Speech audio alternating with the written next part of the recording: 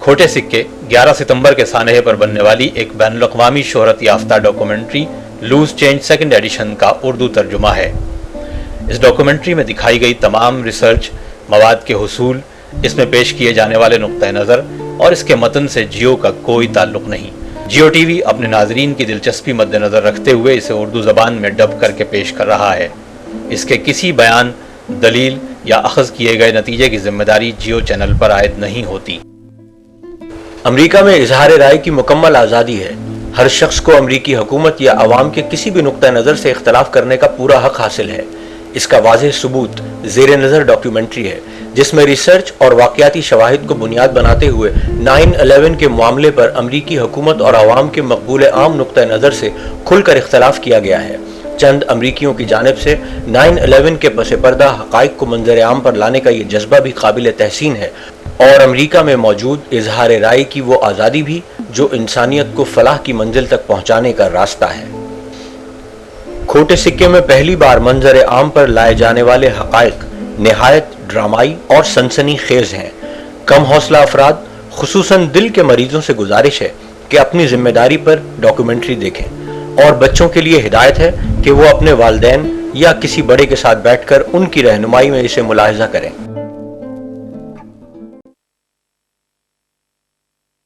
11 ستمبر 2001 کے مظلوموں کے نام۔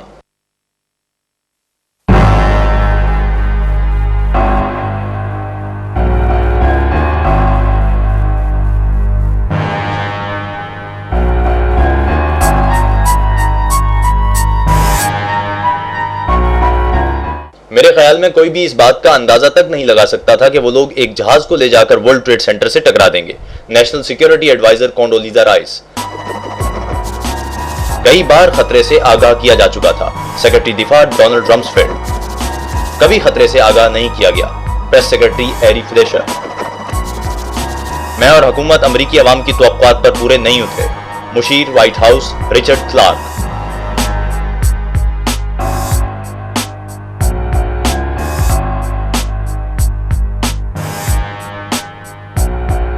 منصوبے کے مطابق کیوبا میں فوجی مداخلت کا جواز پیدا کرنے کے لیے گوانتانامو بے اور اس کے اطراف میں دہشت گردی کے حملوں کا ڈرامہ رچانا تھا۔ خفیہ ریڈیو سروس کے ذریعے کیوبا سے متعلق افواہیں پھیلانے کا آغاز، مقامی کیوبن باشندوں کے ذریعے بیس کے اندر حملوں کا ڈرامہ رچانا، مرکزی دروازے پر ہنگامہ آرائی شروع کرنا، بیس میں موجود اسلحے کے ذخائر تباہ کرنا، بیس پر کھڑے ہوائی جہاز اور بحری جہاز تباہ کر دینا، بیس پر مارٹر گولوں سے بمباری، کیوبا کے داخلی راستے کے نزدیک ایک جہاز کی غرقابی، فرضی ہلاک شدگان کی تدفین کا ڈرامہ، میامی فلوریڈا اور واشنگٹن ڈی سی میں دہشت گردی کی فرضی مہم، اور سب سے آخر میں ایک جعلی ہوائی جہاز کو کیوبا کے سمندر میں مار گرانے کا ناٹک، جس کے مسافر در حقیقت فیڈرل ایجنٹس ہوں لیکن انہیں چھٹیوں پر آئے کالج اسٹوڈنٹس کے طور پر ظاہر کیا جائے، یعنی ایگلن ایئر فورس بیس پر موجود ایک جہاز کا رنگ اور نمبر تبدیل کر کے اسے CIA میامی کی ملکیت ایک رجسٹرڈ غیر فوجی جہاز کی ہو بہو نقل بنا دیا جائے جو اصل جہاز کی جگہ لے لے، اور اس جہاز میں تمام مسافر سوار ہوں، جبکہ اصل جہاز کو ایک ناکارہ جہاز میں تبدیل کر دیا جائے۔ اس منصوبے کے مطابق دونوں ہوائی جہازوں کو جنوبی فلوریڈا پہنچنا تھا۔ مسافر بردار جہاز اپنے مسافروں کو ایگلن ایئر فورس بیس پر اتارنے کے بعد اپنے اصل مقام کی جانب لوٹ جائے گا، جبکہ جعلی جہاز معمول کی پرواز کرتا ہوا کیوبا کے سمندر پر پہنچ کر مے ڈے کا سگنل بھیجے گا اور اس کے بعد اسے ریموٹ کنٹرول کی مدد سے تباہ کر دیا جائے گا۔ اس منصوبے کی تجویز کو نہ صرف سیکرٹری ڈیفنس میکنمارا نے مسترد کر دیا بلکہ امریکی صدر جان ایف کینیڈی نے ذاتی طور پر ایکشن لیتے ہوئے لائمن لیمنٹزر کو chairman joint chief of staff کے عہدے سے برطرف کر دیا۔ 1 دسمبر 1984 کو بوئنگ 720 نے ایڈورڈ ایئر فورس بیس سے اڑان لی۔ ریموٹ کے ذریعے کنٹرول کیا جانے والا یہ جہاز ناسا کے فیول ریسرچ سینٹر کے قریب گر کر تباہ ہو گیا۔ تباہ ہونے سے قبل جہاز کی پروازوں کا کل دورانیہ 16 گھنٹے اور 22 منٹ تھا، جس میں 10 ٹیک آف، 69 مقامات تک رسائی اور 13 لینڈنگز شامل تھیں۔ اگست 1997 کو فیما کی جانب سے شائع کردہ دہشت گردی کی صورتحال میں ہنگامی کارروائی کے ٹائٹل پیج پر ورلڈ ٹریڈ سینٹر کو دہشت گردی کے ہدف کے طور پر دکھایا گیا ہے۔ 28 فروری 1998 کو ریتھیون کے ایک بغیر پائلٹ جہاز گلوبل ہاک نے 32,000 فٹ پر، جو کہ ایک کمرشل جیٹ کے لیے معمول کی بلندی ہے، پرواز کرتے ہوئے کیلیفورنیا کے ایڈورڈز ایئر بیس اپنی پہلی فلائٹ مکمل کر لی۔ 1999 میں نوریڈ نے ان مشقوں کا آغاز کیا جن میں اغوا شدہ طیاروں کو ورلڈ ٹریڈ سینٹر اور پینٹاگون کے دفاتر سے ٹکرانا شامل تھا۔ जून 2000 में महकमा इंसाफ ने दहशतगर्दी से मुताल्लिक एक मैनुअल जारी किया जिसमें वर्ल्ड ट्रेड सेंटर को दहशतगर्दी का हदफ दिखाया गया था। सितंबर 2000 में the project for a new American century नामी एक अमरीकी थिंक टैंक ने अमरीकी दिफा की तामीर नौ के नाम अपनी एक रिपोर्ट जारी की। इस थिंक टैंक के नुमाया मेंबरों में डिक चेनी, डोनाल्ड रम्सफेल्ड, जेब बुश और पॉल वुल्फोविट्ज थे। रिपोर्ट में वाज़ेह तौर पर कहा गया था कि इनकलाबी तब्दीलियां लाने वाला तामीर नौ का ये अमल यकीनन तवीलुल मुद्दत होगा, लेकिन एक नया पर्ल हार्बर उसकी रफ्तार तेज कर सकता है। 24 अक्टूबर 2000 को पेंटागन ने 2 तरबियती मशकों में से पहली का इनेकाद किया। मैस्कल नामी ये मश्क एक बोइंग 757 को उड़ाने और उसे एक इमारत में टकरा देने पर मुश्तमिल थी। नेवी के एक साबका F4 पायलट चार्ल्स बर्लिगम ने, जो कि पेंटागन में काम करता था, रिटायरमेंट से कबल इस मश्क में हिस्सा लिया। फिर इसने अमेरिकन एयरलाइन में मुलाजमत इख्तियार कर ली, जहाँ कमोबेश 1 साल बाद ही उसका बोइंग 757 मुबैना तौर पर एक इमारत से टकराकर तबाह हो गया। अप्रैल 2001 में नोरैड ने एक और मश्क का मंसूबा बनाया जो एक जहाज को लेकर पेंटागन में टकरा देने पर मुश्तमिल थी। ताहम इस मंसूबे को गैर हकीकी करार देकर मुस्तरद कर दिया गया। जून 2001 में शोबा दिफा ने हाईजैकिंग की सूरत हाल में फौजी मदाखलत के लिए नई हिदायत जारी की, जिनमें कहा गया था कि ऐसे तमाम मामलात में जहां फौरी नौयत की कार्रवाई दरकार न हो, DOD यानी शोबा दिफा को बराह रास्त सेक्रेटरी दिफा से इजाजत लेनी होगी। उधर FBI की जानिब से दहशतगर्दी का खदशा जाहिर हो जाने के बाद अटॉर्नी जनरल जॉन एशक्रॉफ्ट अपने ओहदे की बक़िया मुद्दत तक हवाई सफर के लिए किराए का जहाज इस्तेमाल करते रहे। 4 जुलाई 2001 के रोज दुबई के एक अमेरिकन अस्पताल में ओसामा बिन लादेन का मेडिकल चेकअप किया गया, जहां अमेरिकी CIA के मकामी सरबराह ने उनसे मुलाकात भी की। याद रहे कि ओसामा बिन लादेन 1998 से अमेरिकी हुकूमत को शिद्दत से मतलूब है। 24 जुलाई 2001 को यानी 11 सितंबर का सानहा पेश आने से सिर्फ 6 हफ्ते कबल लैरी ए सिल्वरस्टीन ने, जो कि अभी तक सिर्फ वर्ल्ड ट्रेड सेंटर 7 का मालिक था, $3.2 अरब के एक नए मुआहदे पर दस्तखत करके पूरे वर्ल्ड ट्रेड सेंटर कॉम्प्लेक्स को 99 साल लीज पर हासिल कर लिया। इंतहाई काबिल जिक्र बात यह है कि इस मुआहदे में $3.5 अरब की एक इंश्योरेंस पॉलिसी भी शामिल थी जो दहशतगर्दी की कार्रवाई के बतौर खास अहाता करती थी। 6 सितंबर 2001 को स्टॉक एक्सचेंज में यूनाइटेड एयरलाइंस के शेयर्स पर लगने वाली बोलियां 3150 पर पहुंच रही थीं। उस रोज लगाया जाने वाला सट्टा रोजाना की औसत से कोई 4 गुना ज्यादा था। उसी रोज बम की मौजूदगी सूंघने वाले कुत्तों को वर्ल्ड ट्रेड सेंटर से बाहर ले जाते हुए देखा गया और सिक्योरिटी गार्ड्स की लगातार हफ्तों से चलने वाली 12-12 घंटे की शिफ्टें खत्म हो गईं। 7 सितंबर 2001 को स्टॉक एक्सचेंज में बोइंग के शेयर्स पर सट्टे की बोलियां 27,294 तक पहुंच गईं, जो अपनी रोजाना की औसत से 5 गुना ज्यादा थीं। 10 सितंबर 2001 को अमेरिकन एयरलाइन के सट्टे की बोलियां 4,516 हो गईं, जो अपने रोजाना की औसत से 11 गुना थीं। न्यूज़वीक की खबर के मुताबिक पेंटागन के बहुत से आला फौजी अफसरान ने अपनी अगली सुबह की फ्लाइट्स कैंसिल करवा दी। सैन फ्रांसिस्को के मेयर विली ब्राउन को एक फोन कॉल मौसूल हुई जिसमें उनको खबरदार किया गया कि वो अगली सुबह हवाई सफर करने से बाज रहें। पैसिफिका रेडियो ने इंकशाफ किया कि मेयर को ये फोन कॉल बराह रास्त नेशनल सिक्योरिटी एडवाइजर कोंडोलीजा राइस की जानिब से की गई थी और एन उसी रोज पाकिस्तान के एक फौजी अस्पताल में ड्यूटी पर मौजूद तमाम यूरोलॉजिस्ट को हटाकर उनकी जगह एक खुसूसी टीम को तैनात कर दिया गया ताकि ये टीम एक खास उल खास मेहमान ओसामा बिन लादेन का भरपूर निगरानी में इलाज, मुआलजा और निगहदाश्त कर सके। 11 सितंबर 2001 शैंटली VA में वाक़े नेशनल रिकॉनेसेंस ऑफिस में एक खुसूसी मश्क की तैयारियां जारी थी। ये मश्क एक छोटे कॉर्पोरेट जहाज को इमारत पर गिराकर तबाह करने से मुताल्लिक थी। नोरैड में होने वाली फौजी मश्कें अपनी उरूज पर हैं। नॉर्थ अमेरिकन एयर डिफेंस के मुल्क भर में फैले हुए इस पर एक फर्जी हंगामी सूरत हाल नाफिज कर दी गई। दूसरी मश्क नॉर्दर्न विजिलेंस थी जिसमें लड़ाका तैयारों को एक फर्जी रूसी बेड़े से नबरदाजमा होने के लिए कनाडा और अलास्का की जानिब रवाना कर दिया गया। वाशिंगटन DC नेशनल गार्ड के 3 F-16 तैयारों ने पेंटागन से 15 मील के फासले पर वाक़े एंड्रू एयरबेस से परवाज की। ये तैयारे एक तरबियती मिशन के लिए वहां से 180 नॉटिकल माइल्स दूर शुमाली कैरोलिना के लिए रवाना हुए थे। इस तरह पूरे अमेरिका के फिजाई तहफ्फुज़ के लिए अब सिर्फ 14 लड़ाका तैयारे बाकी बचे थे। यहाँ एक मसला पैदा हो गया है, एक तैयारा अगवा हो गया है जो न्यूयॉर्क की जानिब जा रहा है।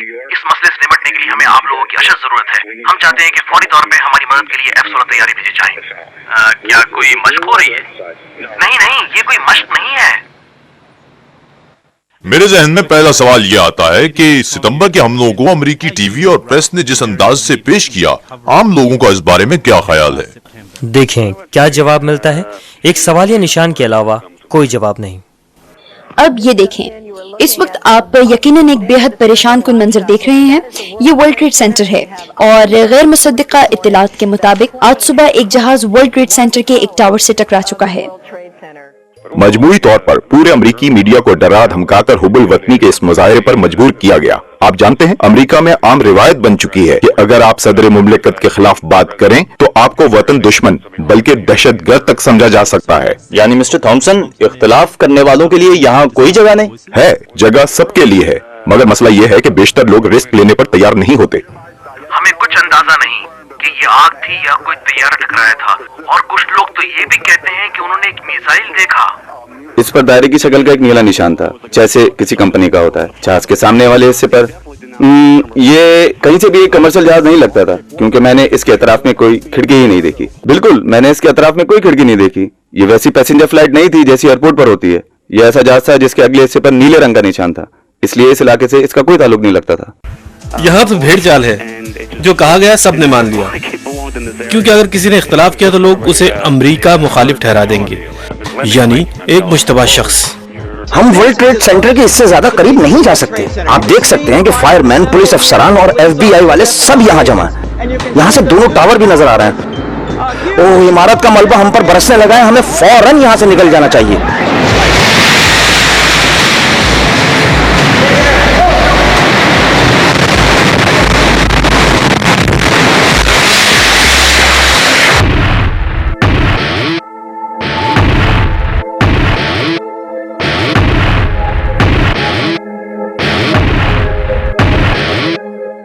कोई ऐसा वाक़या हो जाए तो आपका जहन माऊफ होकर रह जाता है और आप ये नहीं सोचते कि इसका फ़ायदा किसे पहुंचेगा। हालांकि हमें ये बुनियादी बातें ज़रूर जहन में रखनी चाहिए कि किसने अपने मफाद की खातिर मंसूबा बनाया है, ये सब किसके ईमान पर हुआ है, इसका मकसद क्या था, मौका कैसे निकाला गया और ज़रूरी आलात कहाँ से लाए गए, इस वाक़े के पीछे क्या हक़ाइक़ थे। मैं इस पर बेबुनियाद बातें बिल्कुल नहीं करूँगा। हम बात कर रहे हैं प्लास्टिक की छुरियों की और अमेरिकन एयरलाइन की उस परवाज की जो मुसाफिरों से भरी हुई थी, और एक तबाहकुन मिसाइल की, एक ऐसे खामोश मिसाइल की जिसने चुपके से वर्ल्ड ट्रेड सेंटर को तबाह कर दिया। सेक्रेटरी दिफा डोनाल्ड रम्सफेल्ड का 12 अक्टूबर 2001 को पेंटागन से पेड मैगजीन को दिया गया इंटरव्यू। Arlington, Virginia, 9:30। कहा यह जाता है कि हानि हंजोर ने मुबैना तौर पर अमेरिकन एयरलाइन की फ्लाइट 77 को 330 डिग्री पर घुमाया, और वो भी 530 मील फी घंटा की रफ्तार से परवाज करते हुए, और जहाज को सिर्फ 2.5 मिनट में 7000 फीट नीचे लाकर पेंटागन के ग्राउंड फ्लोर से टकरा दिया।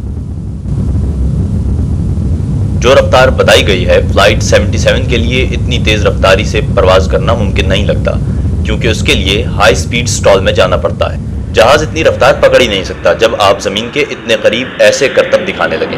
ऐसा जहाज यकीनन जमीन पर आ गिरेगा। रसनबर्ग, कमर्शियल एंड एयरफोर्स पायलट। जहाज ने बिलाखिर I-395 अबूर करते हुए बिजली के खंभे उखाड़ फेंके और तबाह होने से कबल उछलता हुआ लॉन पर जा गिरा।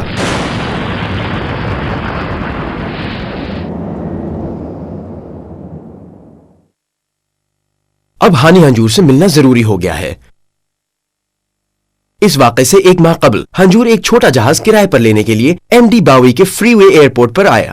ताहम अगस्त के दूसरे हफ्ते में होने वाली 3 टेस्ट फ्लाइट्स के दौरान उसे एक इंजन वाले सेस्ना 172 को उड़ाने और उतारने में दुश्वारी पेश आई। मेरा नाम मार्शल बर्नार्ड है और मैं यहाँ फ्रीवे पर चीफ फ्लाइट इंस्ट्रक्टर हूँ। हानि हंजोर हुआ यूं कि वो एयरपोर्ट पर आया था और एक जहाज उड़ाकर ले जाना चाहता था। वो पहले से ही तरबियत याफ्ता था। वो हमारे पास फ्लाइट ट्रेनिंग लेने के लिए नहीं आया था। क्या उसके पास पायलट का लाइसेंस था? उसने एरिजोना के एक स्कूल से प्राइवेट हवाबाजी की तरबियत ली। स्कूल का नाम मुझे मालूम नहीं, मैं भूल गया, लेकिन उसके पास सर्टिफिकेट मौजूद था। और बसा औकात हमारे पास ऐसे पायलट भी आ जाते हैं जिन्होंने फ्लाइट ट्रेनिंग तो नहीं ली होती, मगर वो जहाज किराए पर लेना चाहते हैं। कुछ हानि का भी मामला था? हाँ, हानि का मामला यही था कि वो जहाज ले जाना चाहता था, यानी किराए पर ले जाना चाहता था, और इंश्योरेंस का तकाजा था कि फ्लाइंग का अहल साबित होने के लिए वो हमारे किसी इंस्ट्रक्टर के साथ जहाज उड़ाकर दिखाए, और वो इसी तरीक़ेकार से गुजर रहा था। उसके बारे में सबका यही कहना है कि वो बेहद कमगो और तन्हाई पसंद था। उसकी जहाज उड़ाने की सलाहियत औसत या इससे भी कम थी, और अंग्रेजी बहुत कमजोर थी। बस इससे आगे मैं उसे नहीं जानता, और ना ही उसके रवैये के बारे में और कुछ बता पाऊंगा, क्योंकि हमारे लिए उस वक्त इस मामले की कोई अहमियत ही नहीं थी।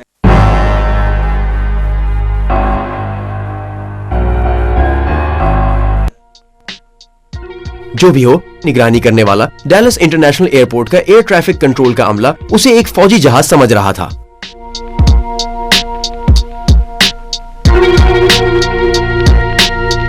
बाईस नवंबर 2004 को एक प्राइवेट जेट जो जॉर्ज बुश सीनियर को लेने ह्यूस्टन जा रहा था, एक बिजली के खंबे से टकराता हुआ ह्यूस्टन हॉबी एयरपोर्ट पर लैंडिंग से 1 मिनट कबल गिरकर तबाह हो गया।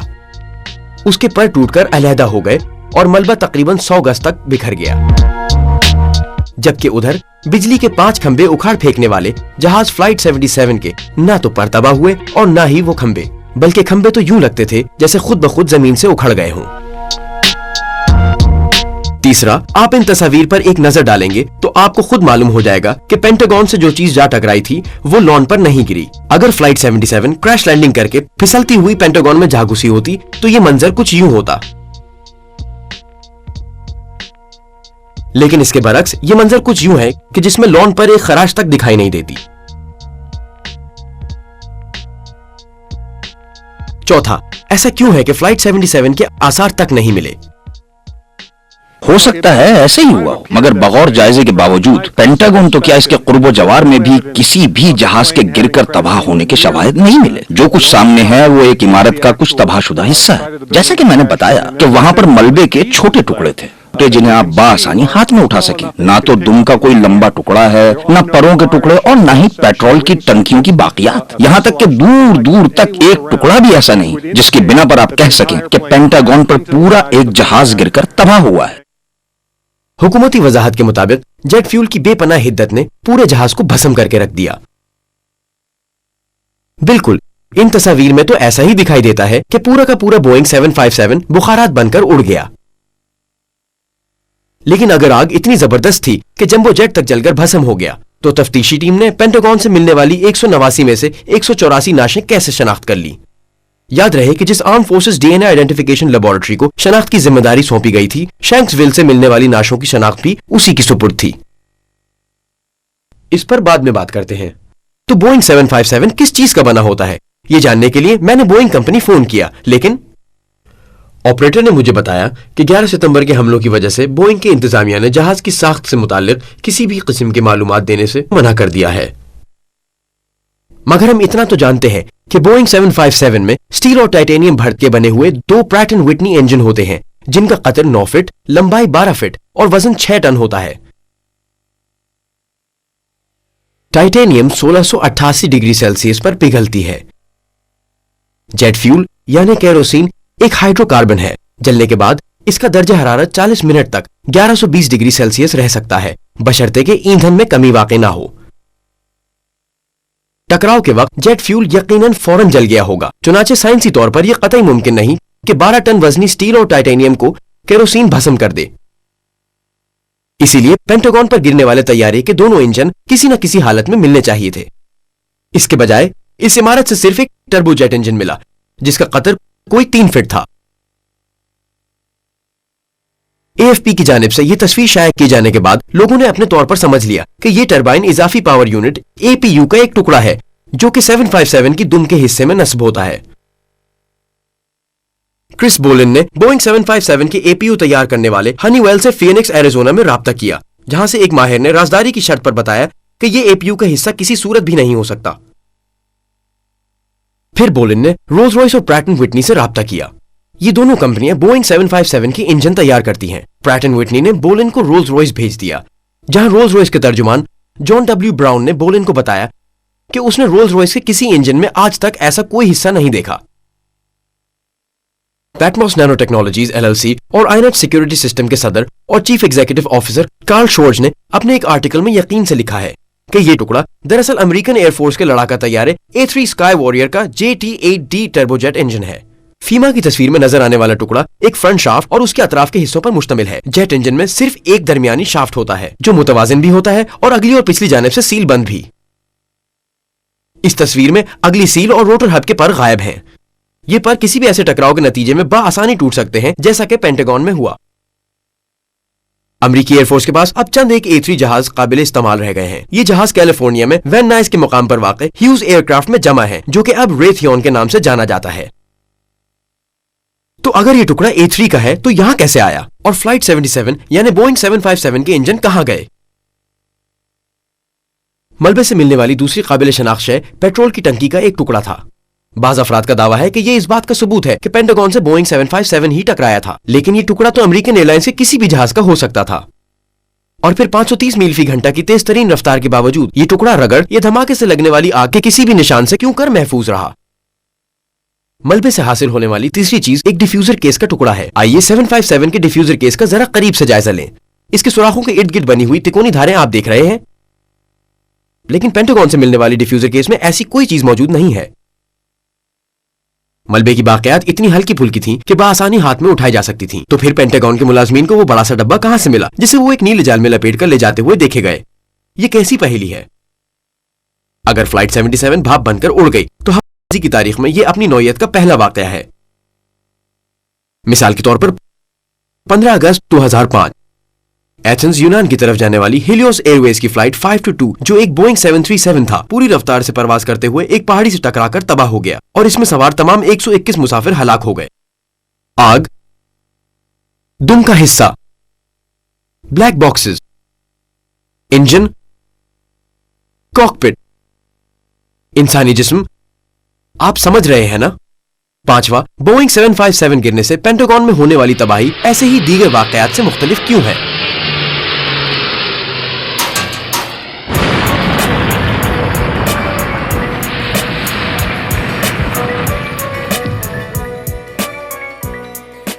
ये तस्वीर पेंटागन के बिल्कुल बैरूनी हिस्से की छत बैठ जाने से कबल ली गई थी।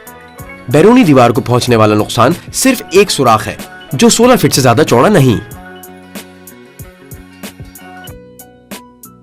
जबकि बोइंग 757 155 फीट लंबा और 44 फीट ऊंचा होता है। इसके परों का घेर 124 फीट और वजन तकरीबन 100 टन होता है। क्या हमसे इस पर यकीन कर लेने की तवक्को की जा रही है कि एक देव हैकल जहाज इस 16 फीट के सुराख में गायब हो गया? ना तो इसके परों से इमारत को कोई नुकसान पहुंचा और ना ही वर्टिकल स्टेबलाइजर्स या इसके इंजन कहीं टकराए। याद है ना कि इंजन कितने वजनी होते हैं? अगर 6 टन स्टील और टाइटेनियम 530 मील फी घंटा की रफ्तार के साथ इमारत के अंदर क्रैश हुए तो यकीनी तौर पर इंजनों के 2 बहुत बड़े और वाज़ेह निशानात इमारत में मौजूद होने चाहिए थे। लेकिन पेंटागन को जो नुकसान पहुंचा वो सिर्फ यही एक सुराख है और उस जगह नुकसान के कोई आसार तक नहीं जहां इंजन टकराए होंगे। सुराख के आसपास खिड़कियां सही सलामत क्यों हैं? सुराख के बिल्कुल सामने नस्ब केबल स्पूल्स का कुछ क्यों नहीं बिगड़ा? जबकि पेंटागन के अंदर एक सुराख और पाया गया जिसका कतर तकरीबन 16 फीट ही था और ये तीसरे अहाते यानी सी रिंग की इमारत की दूसरी जानिब यानी 3 रिंग दूर था। अगर ये सुराख भी फ्लाइट 77 के टकराने से बना तो जहाज 9 फीट मोटी स्टील की कंक्रीट दीवार तोड़ता हुआ अंदर घुसा होगा, जबकि कमर्शियल जहाजों की चोंच हल्के फुल्के कार्बन से बनी होती है। जो कमर्शियल जहाज गिरकर तबाह होते हैं उनकी चोंच की हालत कुछ ऐसी होती है। अगर ये सुराख जहाज की चोंच ने किया तो फिर जहाज का बाकी मलबा कहां गया जो पेंटागन की बैरूनी दीवार में 16 फीट का सुराख कर दे, 9 फीट मोटे स्टील कंक्रीट को तोड़ता हुआ निकल जाए और 16 फीट का सुराख बना दे? वो क्या हो सकता है? Cruise missile? ये बल्गराद में स्लोबोदान मिलोसेविच के घर पर टोमाहॉक क्रूज मिसाइल मारे जाने के बाद का मंजर है। दोनों में कोई मुशाहिबत नजर आती है? छठा, चश्मदीद गवाह। कुछ लोगों ने 100 टन वजनी एक देव हैकल कमर्शियल जहाज देखा था। मैं दम्बा खुद खड़ा था। मैंने देखा खिड़की से, मैंने देखा एक जहाज जेट, अमरीकी एयरलाइन का जेट बड़ा चला आ रहा है। कुछ ने 8 से 20 सीटों वाले एक छोटे जहाज को देखा। मैंने देखा कि कोई 20 सीटों वाला एक कॉर्पोरेट जेट आ रहा है जिस पर किसी एयरलाइन का कोई निशान नहीं था। और कुछ ने एक अमेरिकी फौजी हेलीकॉप्टर देखा। एक शख्स का कहना है कि उसने एक हेलीकॉप्टर को बिल्डिंग के गिर्द चक्कर लगाते देखा। उसने कहा कि वो अमेरिकन आर्मी का हेलीकॉप्टर दिखाई देता था। फिर वो इमारत के पीछे चला गया जहां हेलीकॉप्टर उतरते हैं और फिर उसने आग का एक गोला आसमान की तरफ जाते देखा। इनमें से कौन सच कह रहा है? जरा सोचिए। जब ये धमाका हुआ उस वक्त अप्रैल गैलप पेंटागन के मगरबी हिस्से में काम कर रही थी। जिम मार्श की किताब इनसाइड जॉब के मुताबिक वो कहती है कि जब मैं अस्पताल में थी तो सूट में मलबूस कुछ नामालूम अफराद वहां कई बार आए। उन्होंने कभी अपनी शनाख्त नहीं कराई कि उनका ताल्लुक किस एजेंसी से है। उन्होंने ये तो नहीं बताया मुझे क्या कहना है, अलबत्ता कुछ मशवरे जरूर दिए, जैसे कि हर जाना लो और अपनी जबान बंद रखो। वो इसरार करते रहे कि इमारत से एक जहाज टकराया था और बार बार यही कहते थे। لیکن میں وہاں موجود تھی اور میں نے کوئی جہاز نہیں دیکھا، حتیٰ کہ اس کا ملبہ بھی نہیں۔ میں سمجھتی ہوں کہ یہ کہانی لوگوں کا ذہن بدلنے کے لیے گھڑی گئی ہے۔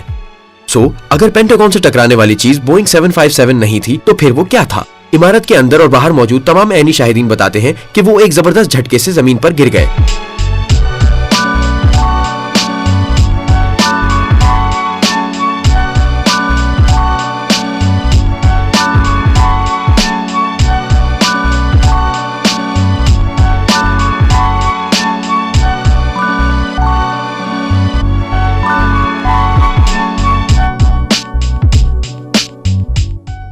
یعنی دھماکے نے 1.5 میل دور واقع شیرٹن ہوٹل تک کو ہلا کر رکھ دیا۔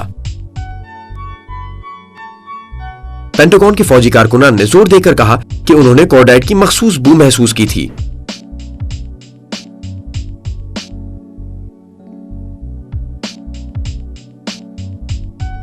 کارڈائٹ کی بو جیٹ فیول کی بو سے بالکل الگ ہوتی ہے۔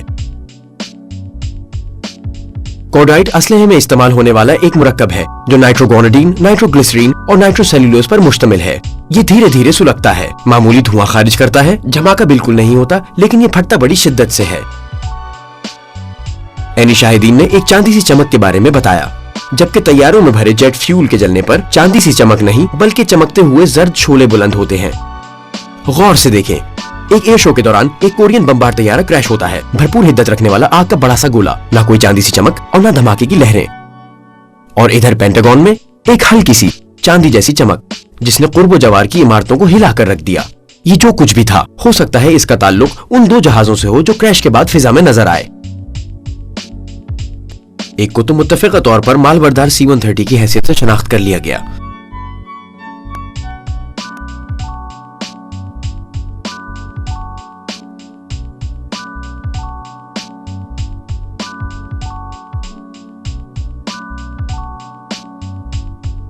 اور دوسرا ایک سفید رنگ کا نامعلوم جہاز تھا جو واشنگٹن ڈی سی پر چکر لگا رہا تھا۔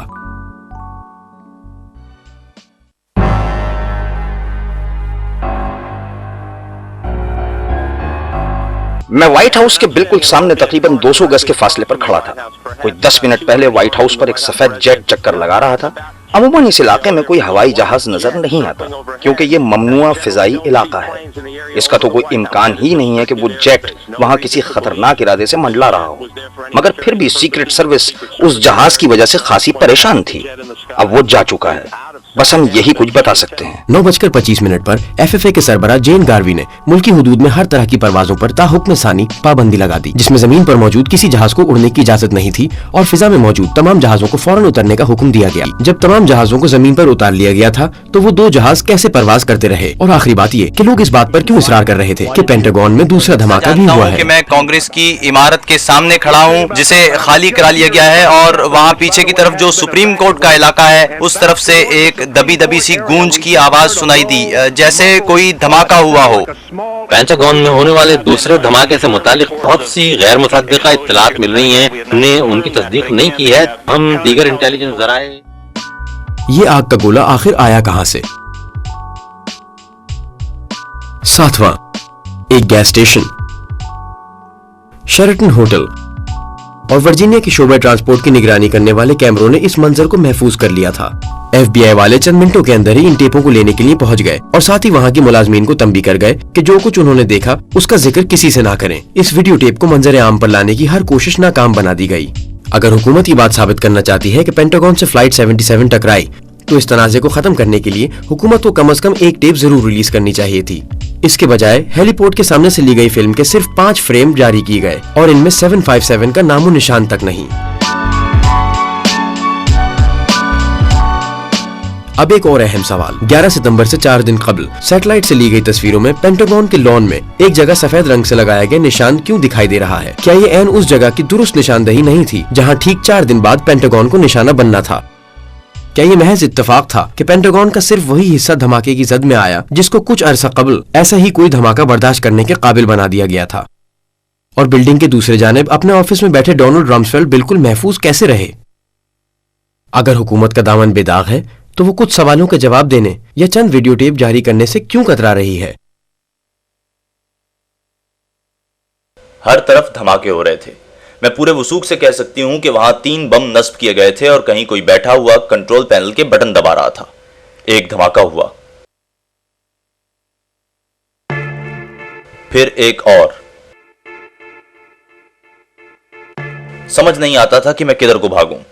ٹریسا ویلز جو فلائٹ 11 کے ٹاور سے ٹکرانے کے وقت ورلڈ ٹریڈ سینٹر کے نارتھ ٹاور کی 47ویں منزل پر موجود تھی.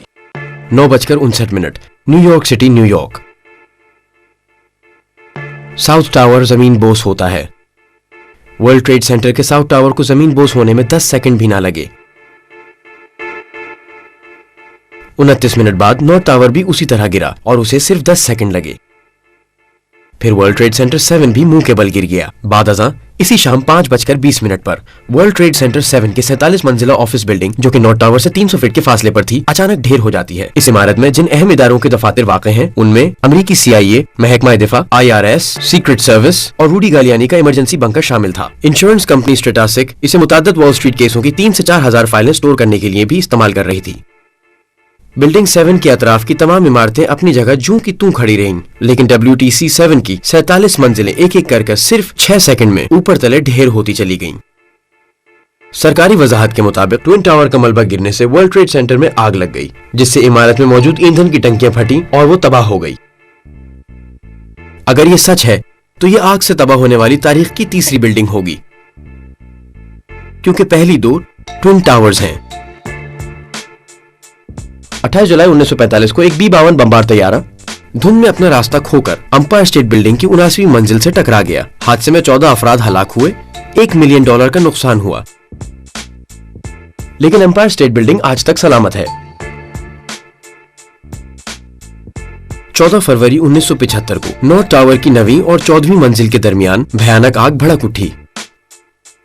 نیو یارک ٹائمز کا کہنا ہے کہ اس آگ کے نتیجے میں عمارت کا باریک بینی سے معائنہ ہوا اور پانی کی پھوار برسانے والے فوارے نصب کرنے کا فیصلہ کیا گیا. 4 مئی 1988 کو لاس اینجلس کی ایک 62 منزلہ فلک بوس عمارت میں تقریباً 3 گھنٹوں تک آگ بھڑکتی رہی. یہ آگ 4 منزلوں تک پھیل گئی مگر عمارت کو ڈھیر نہ کر سکی. 1973 میں تعمیر ہونے والی فیلاڈیلفیا کی ایک 38 منزلہ بلند عمارت میں 23 فروری 1991 کو آگ لگ گئی جو مسلسل 19 گھنٹوں تک بھڑکتی رہی. آگ نے اس کی 8 منزلوں کو لپیٹ میں لے لیا تھا مگر یہ عمارت کھڑی رہی. 17 اکتوبر 2004 کو وینزویلا کی ایک 56 منزلہ بلند عمارت جو 1976 میں تعمیر ہوئی تھی تقریباً 17 گھنٹوں سے زائد آتش زدگی کی لپیٹ میں رہی. آگ 26 منزلوں تک پھیل گئی اور ہوتے ہوتے چھت تک پہنچ گئی مگر یہ عمارت بھی ڈھیر نہ ہوئی. 12 فروری 2005 کو میڈرڈ اسپین میں واقع ونڈسر بلڈنگ جو کنکریٹ اور اسٹیل سے بنایا گیا ایک 32 منزلہ ٹاور تھا تقریباً 24 گھنٹوں تک آگ کے شعلوں میں گھرا رہا. اوپر کی 10 منزلیں مکمل طور پر جل کر تباہ ہو گئیں، لیکن ان 10 منزلوں کے گرنے کے باوجود عمارت اپنی جگہ اسی طرح کھڑی رہی. اور اب 11 ستمبر 2001 110 منزلہ 2 فلک بوس ٹاورز جو 1973 میں مکمل ہوئے تھے، ان میں سے ایک 56 منٹ اور دوسرا 103 منٹ کے لیے صرف 4 منزل تک آگ کی لپیٹ میں رہے مگر حیران کن بات ہے کہ مکمل طور پر تباہ ہو کر زمین بوس ہو گئے. کوئی یہ کہہ سکتا ہے کہ ایسا ورلڈ ٹریڈ سینٹرز کی طرز تعمیر کی وجہ سے ہوا. آئیے دیکھتے ہیں کہ ان ٹاورز کی اندرونی ساخت کیا تھی. یہ ٹوئن ٹاورز تقریباً 2 lakh ton steel, 4,25,000 cubic yards concrete, 103 خودکار لفٹوں، 43,600 کھڑکیوں، 6,000 ٹن وزنی کولنگ مشینری اور 360 فٹ اونچے ایک ٹیلی ویژن اینٹینا پر مشتمل تھے. ہر ٹاور کا بنیادی ڈھانچہ 87 بائی 133 فٹ تھا جو 36 بائی 16 انچ موٹے 47 چوکور ستونوں پر کھڑا تھا. نارتھ ٹاور 1970 میں مکمل ہوا اور اس کی بلندی 1368 فٹ تھی اور ساؤتھ ٹاور کی تعمیر 1973 میں مکمل ہوئی اور اس کی اونچائی 1362 فٹ تھی. یہ 1974 میں سیئرس ٹاور کی تعمیر ہونے تک دنیا کی بلند ترین عمارت مانے جاتے تھے. تو حکومت ہمیں یہ باور کرا رہی ہے کہ یہ عظیم و شان ٹاور صرف 10,000 گیلن جیٹ فیول سے تباہ ہو گئے. حالانکہ عینی شاہدین، ویڈیو فلمیں اور ذرا سی سوجھ بوجھ اس دعوے کو مسترد کرنے کے لیے کافی ہیں. دوسرا جہاز 9:03 پر جنوبی ٹاور کی 82 اور 78ویں منزل کے درمیان ٹکراتا ہے.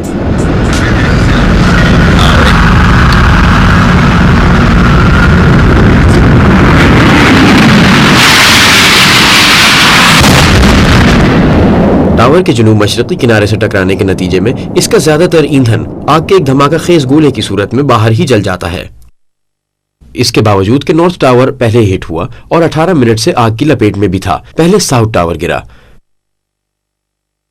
गैलीलियो की लॉ ऑफ फॉलिंग बॉडीज के तहत वो वक्त शुमार किया जाता है जिसमें गिरती शय बगैर किसी मुज़ाहमत के जमीन तक एक मखसूस फासला तय करती है। फासला डी बराबर है 16.08 ज़र्ब वक्त सेकंड स्क्वायर में। साउथ टावर 1362 फीट बुलंद था। 84.70 ज़रब 16.08 बराबर 1362 या 9.2 सेकंड।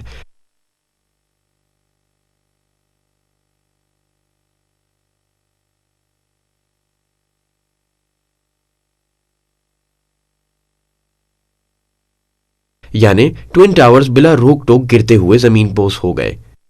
2 लाख टन स्टील टुकड़े टुकड़े होकर बिखर गई। 4,25,000 क्यूबिक यार्ड्स कंक्रीट का बुरादा बन गया। हजारों चराग चंद लम्हों में बुझ गए। वर्ल्ड ट्रेड सेंटर की तबाही का सबब क्या था? चलिए माहिरीन से पूछते हैं।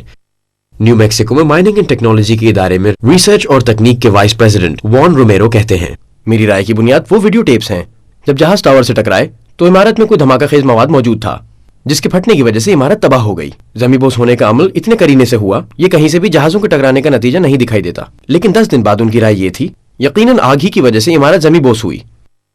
रोमेरो की राय अचानक क्यों बदल गई? वर्ल्ड ट्रेड सेंटर के कंस्ट्रक्शन मैनेजर और civil engineering professor Hyman Brown, World Trade Center को तमाम मुमकिन खतरात के पेश नजर डिजाइन किया गया था जिनमें समंदरी तूफान, तेज हवाएं, बमबारी, हत्ता कि किसी जहाज का टकराना भी शामिल था। अगरचे ये इमारत 150 साल पर मुहित तूफान का मुकाबला करने की भी ताकत रखती थी और बोइंग 707 की टक्कर बर्दाश्त करने की कुव्वत भी, मगर 2000 डिग्री फ़ारेनहाइट पर जलते हुए जेट फ्यूल ने स्टील को कमजोर कर दिया। वर्ल्ड ट्रेड सेंटर में इस्तेमाल होने वाली स्टील के मेयार की तस्दीक करने वाली कंपनी एंड्राइटर्स लेबोरेटरीज के केविन रायन ने national institute of standard and technology के फ्रैंक गायल को एक खत लिखा। हम जानते हैं कि वर्ल्ड ट्रेड सेंटर में इस्तेमाल होने वाले स्टील के अज्जा मैक्सिमम स्टैंडर्ड तक तस्दीक शुदा थे। इस मयार के स्टील को तो मोड़ने के लिए भी घंटों तक 2000 फ़ारेनहाइट दर्जा हरारत दरकार होता है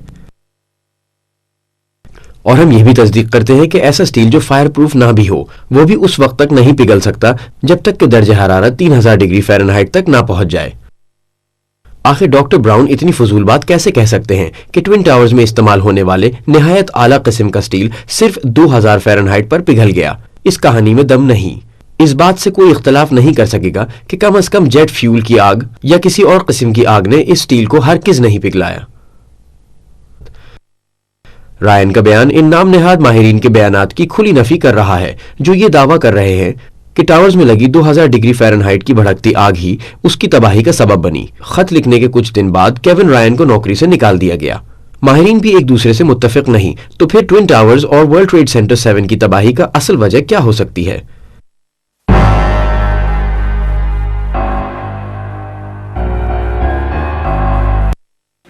ईस्टर्न टाइम के मुताबिक सुबह के 10 बज चुके हैं।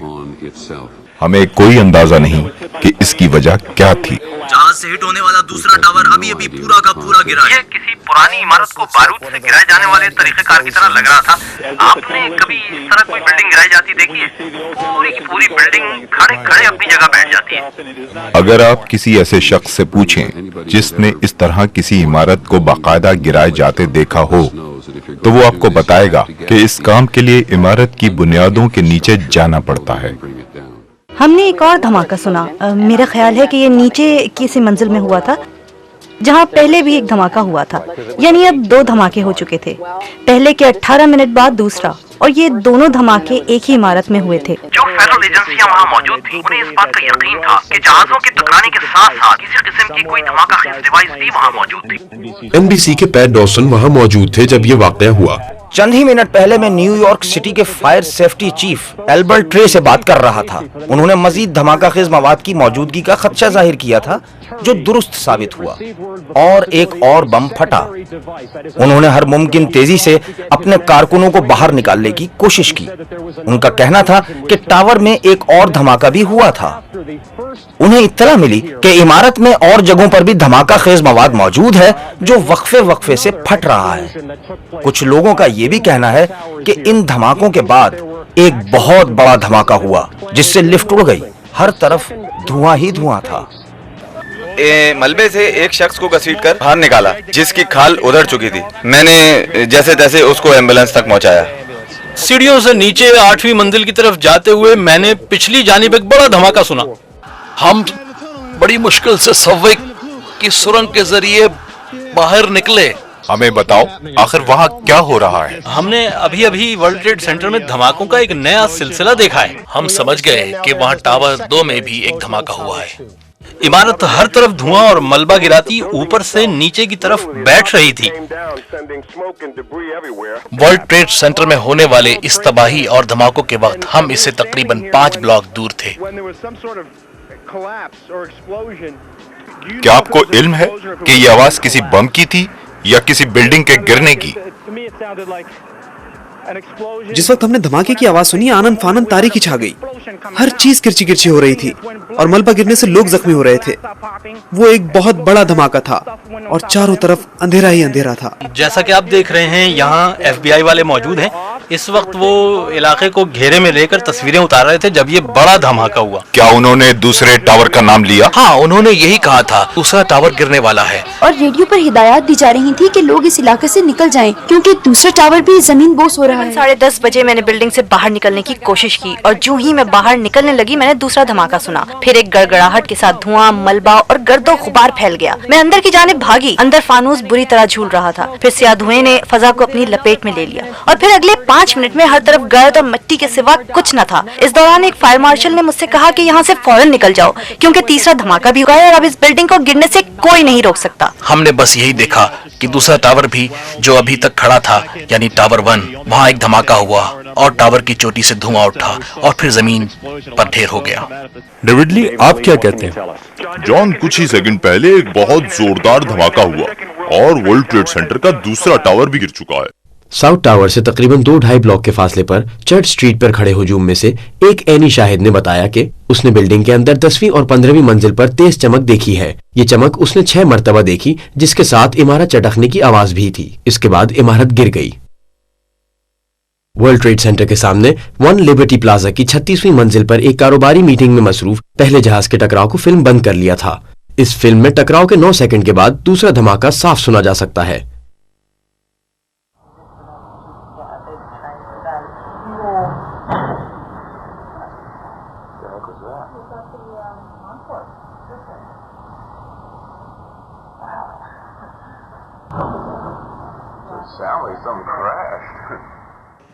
आखिर नॉर्थ टावर में हुआ क्या था? आइए विली रॉड्रिगेज से पूछते हैं। विली 20 साल से वर्ल्ड ट्रेड सेंटर में मुलाजिम हैं। जब नॉर्थ टावर हिट हुआ तो वो उसी वक्त सब लेवल 1 में था। अचानक मैंने एक बूम की आवाज सुनी। मैंने सोचा जरूर तहखाने में लगा जनरेटर फट गया है। अभी खुद को इतना ही समझाया था कि अपने सर के ठीक ऊपर एक और बूम की आवाज सुनाई दी। आवाज काफी ऊपर से आई। मैं जान गया कि यह आवाज बेसमेंट से नहीं आई। इस दौरान लोगों ने चीखना शुरू कर दिया और एक शख्स भागता हुआ ऑफिस में दाखिल हुआ और चिल्लाया, धमाका धमाका। उसके हाथ की तमाम जिल्द पोरों तक अलहदा होकर दोनों अतराफ में लटक रही थी। मैंने उसकी तरफ देखा, उसके चेहरे के कुछ हिस्से गायब थे। मैंने पूछा, क्या हुआ, क्या मामला है? उसने कहा, लेफ लेफ। तब वहाँ बहुत से धमाके हुए। मैंने दूसरों से इन धमाकों के बारे में पूछा तो उन्होंने कहा, बिल्डिंग में बहुत से किचन हैं, यकीनन गैस के सिलेंडर्स फटे हैं। मैंने कहा कि मैं इस पर यकीन नहीं कर सकता क्योंकि ये एक आला तरीन इमारत है और यहाँ किचन में इस्तेमाल होने वाली चीजों के बारे में बहुत सख्त हिदायत मौजूद थी। और फिर हकीकतन गैस सिलेंडर्स की वजह से ये धमाके होने के बारे में मुझे काफी शुबा था और इसीलिए वहाँ उस दिन धमाके की नौयत के बारे में लोगों में बहुत गलत फहमियां मौजूद थीं। मगर आज तक मैं इन धमाकों की असलियत के बारे में कुछ भी नहीं जान सका, जो मैंने अपने कानों से सुने कि ऊपर की मंजिल में हो रहे थे। जी हाँ, मैंने अपने कानों से सुना था कि ऊपर की मंजिल में धमाके हुए। 11 सितंबर को न्यूयॉर्क शहर के 343 fire fighters world Trade centre में लुक़मा अजल बन गए। जब टावर जमी बोस हुए उस वक्त वो सब अंदर मौजूद थे। मैं तो ये कहूंगा कि उनसे बेहतर और कौन जान सकता है कि अंदर क्या हुआ था। तो FDNY क्या कहता है?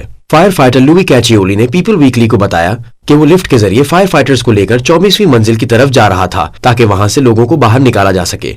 एन आखिरी चक्कर के वक्त एक बम फटा। हमारे ख्याल में वहां बिल्डिंग के अंदर बम लगे हुए थे। बंदरगाह की इंतजामिया ने आग बुझाने वाले अमले की आपस की गुफ्तगू के टेप को 1 साल से भी ज्यादा अरसे तक मंजर आम पर नहीं आने दिया। बिलाखिर नवंबर 2002 में न्यूयॉर्क टाइम्स और दूसरे अखबारी जराए के जरिए इसे रिलीज किया गया। इस टेप को मंजर आम पर लाने में इतनी देर क्यों लगाई गई? एक ऐनी शाहिद ने मुझे बताया कि 7वीं और 8वीं मंजिल पर धमाका हुआ था। बटालियन 3 को भेजें, यहाँ एक और धमाका हुआ है। जी हाँ, एक और धमाका। वॉन स्ट्रीट दूसरे धमाके के बायस बेशुमार लोग गर्द में अट गए। टावर में एक और धमाका हुआ है। 10-13 एक होलनाक धमाका हुआ है और टावर 2 का मलबा इतराफ में गिरने लगा है। कि मैं टावर 1 पर होने वाले दूसरे धमाके में घिरा हुआ था। चीफ पामर जुनूबी टावर की 78वीं मंजिल पर लगी आग तक पहुंच गया और उसे बुझाने की तगोदो करने लगा। सीढ़ी नंबर 15, आग के 2 घेरे हमारे सामने हैं। हम 2 लाइनों के जरिए उन पर काबू पा लेंगे। वायरलेस पर सबको बता दो, 78वीं मंजिल, फौरन पहुंचे, फौरन। अगर जैसा कि हुकूमत ने बावर कराया 78वीं मंजिल भड़कते हुए जहन्नुम की लपेट में थी, तो ना पामर का वहां पहुंचना मुमकिन होता जहां तक वो जा पहुंचा और ना ही वो आग बुझाने के काबिल होता। बिलाखिर 12 अगस्त 2005 को रेडियो की 15 घंटों की इजाफी नशरियात और फायर फाइटर्स की इंटरव्यूज का मतन अवाम के लिए जारी कर दिया गया। फायर फाइटर्स के मुताबिक इमारत की मुनज़्ज़म इन्हिरान में 2 चीजें मुस्तकिल थी। एक, इमारत के अंदर नमूदार होने वाली तेज चमक,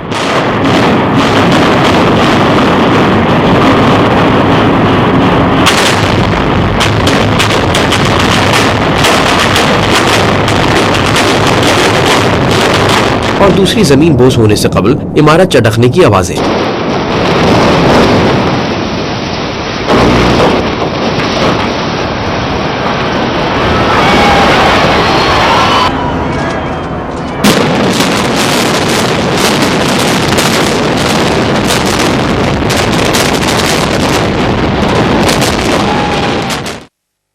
साइंस के पास इन तबाहियों का क्या जवाब है? न्यूयॉर्क पैलेसेस में वाक़े कोलंबिया यूनिवर्सिटी की रसदगाह में वर्ल्ड ट्रेड सेंटर की तबाही रिकॉर्ड की गई। साउथ टावर में जलजले की शिद्दत 2.1 जबकि शुमाली टावर में 2.3 थी। वॉन यंग किम ने क्रिस बोलन को बताया कि उनके जलजले पैमाने जेरे जमीन धमाके रिकॉर्ड किए जिनका मरकज 20 मील दूर एक पहाड़ी इलाका था। ये धमाके 80,000 पाउंड अमोनियम नाइट्रेट के सबब हुए, जिससे मैग 1 और मैग 2 दर्जे के जलजले की लहर पैदा हुई। याद रहे कि 1993 में वर्ल्ड ट्रेड सेंटर में होने वाले बम धमाके रिकॉर्ड नहीं हो पाए थे क्योंकि वो जेरे जमीन नहीं हुए थे। तबाही के दौरान गिरते हुए मलबे का ज्यादातर बोझ टावर और उनके अतराफ की इमारतों ने सहार लिया, जिन्होंने मलबे को गर्दो गुबार में तब्दील कर दिया। इस गर्दो गुबार से नुकसान तो हुआ, लेकिन जमीन में कोई इर्ताश पैदा नहीं हुआ। कंट्रोल डेमोलिशन इनकॉर्पोरेटेड के सदर मार्क लॉइजो ने अमेरिकन फ्री प्रेस को बताया कि 9/11 को 1 माह से भी ज्यादा गुजर जाने के बाद इंकशाफ हुआ कि वर्ल्ड ट्रेड सेंटर के तहखाने में इमारत को मरकजी तौर पर सहारा देने वाले 47 सुतून महज पिघले हुए गर्म स्टील की शक्ल में पड़े हैं। 11 सितंबर से पहले ये सुतून जमीन की गहराई में इमारत की बुनियाद के साथ पैवस्त थे। ये बेइंतहा गर्म पिघला हुआ स्टील इस वाक़े के हफ्तों बाद मलबा हटाने के दौरान लिफ्टों के नीचे 7 मंजिल जेर जमीन दरियाफ्त हुआ। उसने बताया कि ऐसा ही पिघला हुआ स्टील वर्ल्ड ट्रेड सेंटर 7 के नीचे भी मिला था। यहाँ ज्यादा से ज्यादा दर्जे हरारत साउथ टावर के मशरकी कोने में रिकॉर्ड किया गया जो 1377 डिग्री फ़ारेनहाइट था, जबकि तहखाने से मिलने वाले पिघले हुए स्टील की दर्जे हरारत इसके दुगने से भी ज्यादा था। क्या अब भी आप ये समझते हैं कि वर्ल्ड ट्रेड सेंटर को जेट फ्यूल ने तबाह किया? इमारत गिरने की तमाम फिल्मों में धमाके उस जगह के 20 से 30 मंजिल नीचे देखे जा सकते हैं जिस जगह जहाज टकराने से इमारत की तबाही शुरू हुई। यहां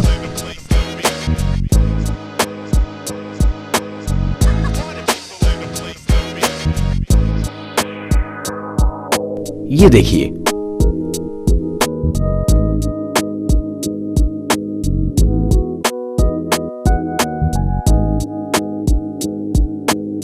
यहां भी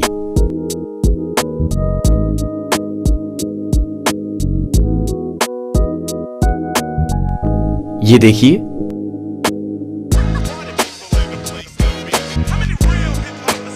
और ये भी।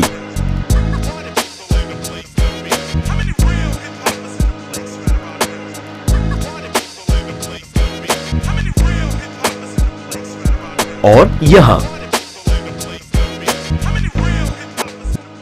एटेन सोरे वर्ल्ड ट्रेड सेंटर पहले 24 घंटे के नाम से एक डॉक्यूमेंट्री फिल्म बना रहा था। उसने दोनों टावर मुनहदिम होने के मनाजिर अक्स बंद कर लिए।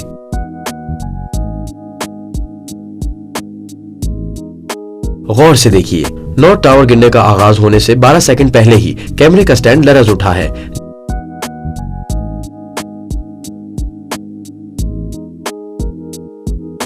और कोई चीज टावर से बाहर गिरी है।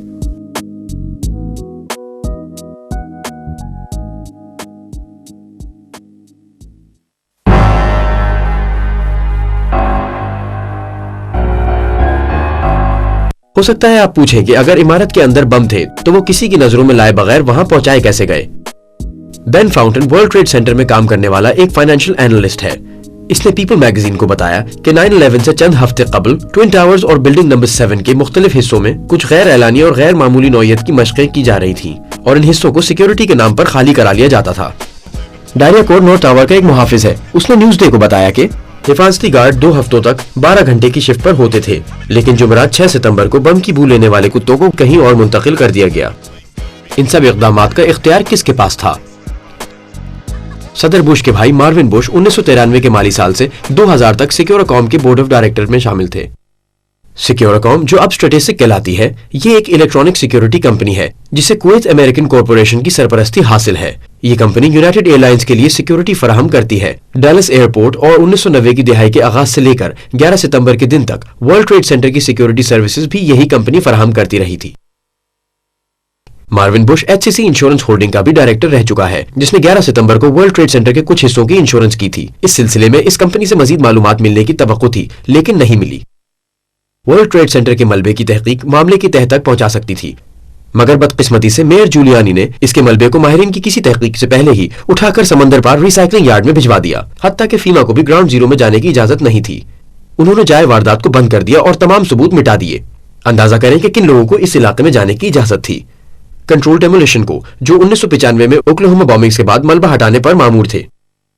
लेकिन इससे भी ज्यादा दिलचस्प बात यह है कि 15 जुलाई 2001 को कंट्रोल डेमोलिशन ने दूसरी जंग अजीम के जमाने की 2 अदद 400 फीट बुलंद ईंधन की टंकियां मुनहदिम कर दी। उन्हें मुनहदिम करने का बज़ाहिर कोई जवाज नहीं था और आसपास के इलाकों की जानिब से बेशुमार शिकायत भी मौसूल हुई। बहरहाल इस जगह अब कोई नहीं जाता और कंट्रोल डेमोलिशन के वहां जाने का जवाज भी आज तक राज में है। जो भी हो, मेरे नजदीक वर्ल्ड ट्रेड सेंटर का मामला बहुत सादा है।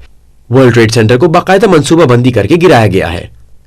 यह अमरीकी अवाम पर एक नफ्सियाती हमला था जिसके पीछे भरपूर फौजी महारत कार फरमा थी। मेयर व्हाइट ने बताया कि एक जहाज को हॉपकिंस एयरपोर्ट के महफूज मकाम पर ले जाकर खाली करा लिया गया था। यूनाइटेड एयरलाइंस ने इस जहाज को फ्लाइट 93 की हैसियत से शनाख्त कर लिया। WCPO TV सिंसिनाटी, 11 सितंबर 2001। 10:06 शैंक्सविल, पेंसिल्वेनिया। फ्लाइट 93 45 मुसाफिरों को लेकर न्यू जर्सी से कैलिफोर्निया जा रही थी, मगर 8:50 पर क्लीवलैंड ओहायो के मकाम से इसने अपना रास्ता तब्दील कर लिया। सरकारी कहानी के मुताबिक ये फ्लाइट व्हाइट हाउस की तरफ जा रही थी, लेकिन कुछ मुसाफिरों की मदाखलत की वजह से शैंक्सविल, पेंसिल्वेनिया में क्रैश हो गई। 11 सितंबर को होने वाले तमाम वाकयात में सबसे ज्यादा उलझा हुआ वाकया फ्लाइट 93 का है। इसको जमीन से मार गिराया था या नहीं? बहरहाल यहाँ से मिलने वाले कुछ शवाहिद इस तरफ इशारा करते हैं कि शायद फ्लाइट 93 शैंक्सविल की तरफ गई ही नहीं। मैं जल्द अज जल्द क्रिस कैंस्की तक पहुंचने का ख्वाहिशमंद हूँ। वो पिट्सबर्ग का फॉक्स से मुंसलिक फोटोग्राफर है। वो यहाँ चंद मिनट पहले ही वापस पहुंचा है। क्रिस, मैंने वो तस्वीरें देखी हैं। इनसे तो ऐसा लगता है कि वहाँ सिवाय जमीन में एक गड्ढे के और कुछ भी नहीं है। ये सच है, जिस जगह हम थे वहाँ से सिवाय एक गड्ढे और चंद टूटे हुए दरख्तों के और कुछ भी नजर नहीं आ रहा था। वहाँ हमें कुछ चलते फिरते काम काज में मसरूफ लोग भी दिखाई दिए, मगर हम उससे ज्यादा वहाँ कुछ भी नहीं तलाश कर सके। मलबे का बड़ा टुकड़ा? नहीं, वहाँ कुछ भी नहीं था। ऐसा कुछ भी नहीं जिससे हम ये अंदाजा लगा सकें कि वहाँ कोई जहाज क्रैश हुआ है। धुआं या आग वगैरह? वहाँ मुकम्मल सुकून था, मुकम्मल खामोशी थी। न कहीं आग थी, न धुआं उठ रहा था। बस वही चंद एक लोग मौजूद थे जो कि NVSB से मुंसलिक मालूम होते थे। वो अतराफ में मलबा तलाश कर रहे थे। ये गड्ढा कितना बड़ा होगा? मेरे अंदाजे के मुताबिक ये 15 से 20 फीट लंबा और 10 फीट चौड़ा था। क्या तुमने वहाँ जमीन पर गर्दो गुबार और राख के अलावा कुछ देखा? मैंने कहा जहाँ ना वहाँ गर्दो गुबार, राख, टूटे हुए दरख्तों और चंद लोगों के सिवा कुछ भी दिखाई नहीं दिया। वॉरी मिलर समरसेट काउंटी का एक तफ्तीशी अफसर है। उसने ह्यूस्टन क्रॉनिकल को बताया कि ऐसा लगता था जैसे किसी ने धात के टुकड़े इकट्ठा करके आसमान से गिरा दिए हों। वॉशिंगटन पोस्ट के मुताबिक ऐसा दिखाई देता था जैसे किसी ने स्क्रैप से लदे ट्रक को एक 10 फुट गहरे गड्ढे में लाकर ढेर कर दिया हो। और रही मुसाफिरों की बात, तो मैं बहैसियत एक तफ्तीशी अफसर के वहां तकरीबन 20 मिनट तक रुका रहा। वहां कोई लाश नहीं मिली थी। पिट्सबर्ग रिव्यू के मुताबिक मैंने उस दिन वहां पर खून का एक कतरा तक नहीं देखा। गोया ये वो तारीखी दिन है जब एक नहीं बल्कि 2 जहाज क्रैश होकर अपने तमाम मुसाफिरों समेत गायब हो गए। जिस जगह नाइजीरिया का जहाज क्रैश हुआ वहां मौजूद रेड क्रॉस के एक नुमाइंदे ने कहा, मुसाफिरों में से शायद कोई नहीं बचा। तबाही के फौरन बाद की तस्वीरों में बोइंग 737 के छोटे छोटे टुकड़ों के साथ एक बड़ा गाड़ा भी दिखाई दे रहा है। नाइजीरिया के दारुल हुकूमत अबूजा के लिए रवाना होने वाली ये फ्लाइट लागोस से प्रवास करने के जरा ही देर बाद शदीद तूफान में घिरकर क्रैश हो गई थी। इस फ्लाइट में नाइजीरिया के बास आला हुक्काम भी मौजूद थे। अगर फ्लाइट 93 शैंक्सविल में नहीं गिरी तो फिर कहां गिरी? शायद आपको यकीन ना आए। क्लीवलैंड 11 सितंबर को 11:43 पर सिंसिनाटी ओहायो के एक मकामी टीवी स्टेशन WCPO ने खबर दी कि बम की इत्तला मिलने पर 2 जहाजों को क्लीवलैंड के हॉपकिंस एयरपोर्ट पर उतार लिया गया है। यूनाइटेड एयरलाइन ने उनमें से एक जहाज को फ्लाइट 93 के तौर पर पहचान लिया। यकीन नहीं आया ना? अभी वाजे हो जाता है। जरा ये देखें, सुबह 10 बजे के करीब क्लीवलैंड के हॉपकिंस एयरपोर्ट को खाली करा लिया गया क्योंकि इत्तला थी कि एक अगवाशुदा तैयारा यहाँ उतरने वाला है। फिर एक जहाज उतरा, मुसाफिरों को घर भेज दिया गया, लेकिन उन्हें पैदल या लिफ्ट लेकर वहां से जाना पड़ा क्योंकि किसी गाड़ी को एयरपोर्ट से निकलने की इजाजत नहीं थी। बहरहाल मुसाफिर घरों को रवाना हो गए।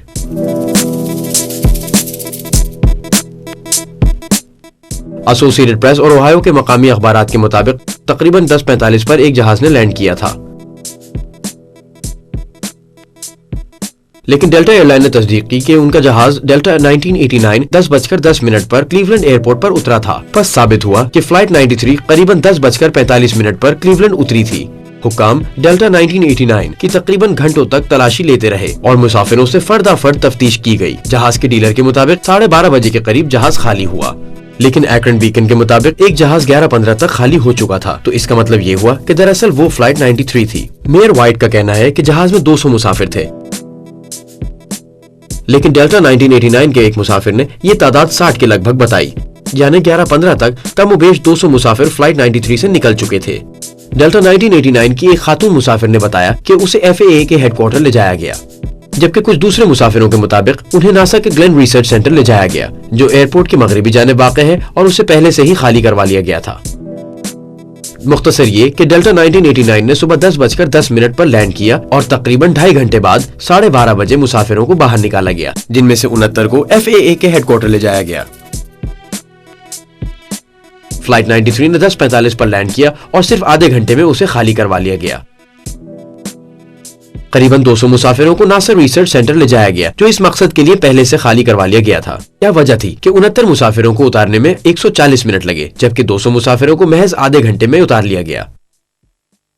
हम फर्ज कर लेते हैं कि डेल्टा 1989 के मुसाफिर किसी जगह महफूज हैं, मगर सवाल यह है कि फ्लाइट 93 के मुसाफिरों का क्या बना?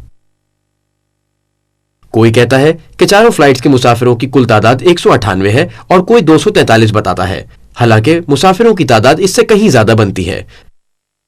फ्लाइट 93 के साथ क्या हुआ था ये तो शायद हम कभी ना जान सकें, लेकिन क्या नहीं हुआ था हम जरूर जानते हैं। अमेरिकी हुकूमत मुसलसल ये इल्जाम लगा रही है कि ये हमले मैंने करवाए। मैं दुनिया को यकीन दिलाता हूँ कि इन हमलों में मेरा कोई हाथ नहीं। लगता है जैसे जाती मफादात के लिए ये सब कुछ किया गया। मैं इस्लामी अफगानिस्तान में मुकीम हूँ और उनके कवानीन की पाबंदी करता हूँ, और मौजूदा सरबराह की तरफ से मुझे ऐसी किसी कार्रवाई की इजाजत भी नहीं। उसामा बिन लादेन का 11 सितंबर के चंद रोज बाद अल जजीरा को जारी करदा बयान। जब कभी ये सबूत अवाम के सामने पेश किया गया, तरह तरह के सवालात उठाए जाएंगे। पहला सवाल तो ये हो सकता है कि अगर जाली जहाज इस्तेमाल किए गए तो असली जहाजों का क्या बना? लेकिन बदकिस्मती से हम कभी हकीकत जान ही नहीं सकते। ताहम अगर हम इस्तेमाल होने वाले जहाजों के ब्लैक बॉक्सेस का मुआयना कर सकें तो साबित किया जा सकता है कि ये असली फ्लाइट्स नहीं थीं। कमर्शियल जहाजों में 2 तरह के ब्लैक बॉक्सेस होते हैं, दोनों के अंदर 2 रिकॉर्डर होते हैं, एक कॉकपिट वॉइस रिकॉर्डर और दूसरा flight data recorder. Cockpit voice recorder cockpit की अंदर की आवाजें, इंजन का शोर, मुमकिन खतरात की वार्निंग्स और बहुत सी दिलचस्प आवाजें रिकॉर्ड करता है। इनके अलावा एयरपोर्ट ट्रैफिक कंट्रोल से गुफ्तगू, मौसमी हालात और पायलट और अमले की बातचीत भी रिकॉर्ड होती है। फ्लाइट डेटा रिकॉर्डर 28 मुख्तलिफ इक़साम के पैमानों का रिकॉर्ड रखता है, जैसे वक्त, बुलंदी, रफ्तार और सिमत वगैरह। कुछ ऐसे भी हैं जो फ्लाइट के 300 से ज्यादा खुसूसियात रिकॉर्ड करते हैं, खुदकार पायलट मोड से लेकर धुएं के अलार्म तक सब कुछ। ये रिकॉर्डर्स दुनिया के ठोस तरीन मटेरियल से बने होते हैं। तमाम मालूमात तारीख और वक्त के साथ एक स्पूल पर रिकॉर्ड होती जाती हैं। तबाही कैसी ही क्यों ना हो, स्पूल के अंदर मौजूद मालूमात महफूज रहती है। 11 सितंबर पर बिठाए गए कमीशन का कहना है कि फ्लाइट अमेरिकन 11 और फ्लाइट यूनाइटेड 175 दोनों के कॉकपिट वॉइस रिकॉर्डर्स और फ्लाइट डेटा रिकॉर्डर्स नहीं मिल सके, जबकि FBI का दावा है कि उसे मैनहट्टन की एक सड़क पर पड़ा सताम अल सकामी का पासपोर्ट मिल गया, जो धमाका होते ही उसकी जेब से उछलकर बाहर नीचे आ गिरा था। यानी 4 मुख्तलिफ किस्म के ब्लैक बॉक्सेस दुनिया के ठोस तरीन मटेरियल से बने हुए तबाह हो गए, जबकि सही सलामत मिलने वाला पासपोर्ट उस नाजुक मटेरियल का बना है जिसे कागज कहा जाता है। ये कहानियां कौन लिखता है? नेशनल ट्रांसपोर्टेशन सेफ्टी बोर्ड के तर्जुमान टेड लोपैटस्किविच ने CBS न्यूज को बताया, अमेरिका में होने वाला ऐसा कोई प्लेन क्रैश मुझे याद नहीं जिसमें रिकॉर्डर ना मिल पाए हों। टेड की बात दुरुस्त निकली। इमदादी कार्रवाइयों में शामिल एक fire fighter Nicholas Demasi behind the scenes ground zero नामी किताब में दावा करता है, मुझे जिम्मेदारी सौंपी गई कि वफाकी एहलकारों को जहाजों के ब्लैक बॉक्सेस की तलाश के लिए जाए हादसा पर ले जाओ, और फिर हमें 4 में से 3 ब्लैक बॉक्सेस मिल गए। अब ये आप पर है कि किसकी बात पर यकीन करते हैं। FBI के डायरेक्टर रॉबर्ट म्यूलर ने कहा कि फ्लाइट 77 के डेटा रिकॉर्डर से तैयारे की बुलंदी, रफ्तार, सिमत और दीगर मालूमात तो मिल गई, लेकिन वॉइस रिकॉर्डर से कोई काम की बात मालूम नहीं हो सकी। डोनाल्ड रम्सफेल्ड ने कहा था कि जहाज के कॉकपिट में मौजूद वॉइस रिकॉर्डर का तमाम डेटा तबाह हो गया था। दूसरी तरफ फ्लाइट 93 वो वाहिद फ्लाइट थी जिसका कॉकपिट वॉइस रिकॉर्डर मिल गया था। अप्रैल 2002 में मुतासरा खानदानों को इसकी रिकॉर्डिंग सुनाई गई, लेकिन इससे कबल उनसे तहरीरी मुआहदा लिया गया था कि वो इसके बारे में कभी बात नहीं करेंगे, यहाँ तक कि उन्हें कुछ नोट करने की भी इजाजत नहीं थी, और किसी वजह से आखिरी 3 मिनटों की रिकॉर्डिंग सुनवाई ही नहीं गई। FBI के पास इस बेउसूली की कोई वजाहत नहीं थी। 11 सितंबर पर बिठाए गए कमीशन ने ये झूठ क्यों बोला कि फ्लाइट 11 और 175 के रिकॉर्डर मिले ही नहीं? रॉबर्ट म्यूलर को ये कहने की क्या जरूरत पेश आई कि फ्लाइट 77 के रिकॉर्डर में कोई काबिल जिक्र बात नहीं? फ्लाइट 93 के CVR की आखिरी 3 मिनट की रिकॉर्डिंग में आखिर था क्या? ये ऐसे सवालात हैं जो जिंदगी के सर पर मौत की तलवार हैं। एक दिलचस्प बात यह है कि 10 अप्रैल 2003 को शिकागो के ओहेयर एयरपोर्ट पर यूनाइटेड एयरलाइन के एक मुलाजिम डेविड फ्रीडमैन ने फ्लाइट 93 पर नंबर डाले, जो अपनी तमाम फ्लाइट्स का रिकॉर्ड रखता है। Tail number N591 UA United Airline की फ्लाइट 1111 पर डाला गया, जो कि यूनाइटेड एयरलाइन का 757 था, और FAA के मुताबिक फ्लाइट 93 और फ्लाइट 175 दोनों के नंबर यानी N591 UA और N612 UA अभी तक करामद हैं, लेकिन फ्लाइट 11 और फ्लाइट 77 दोनों को तबाहशुदा जाहिर किया गया है। यहां यह बताने की जरूरत नहीं कि ये दोनों फ्लाइट्स 11 सितंबर के फ्लाइट शेड्यूल में शामिल भी नहीं थीं।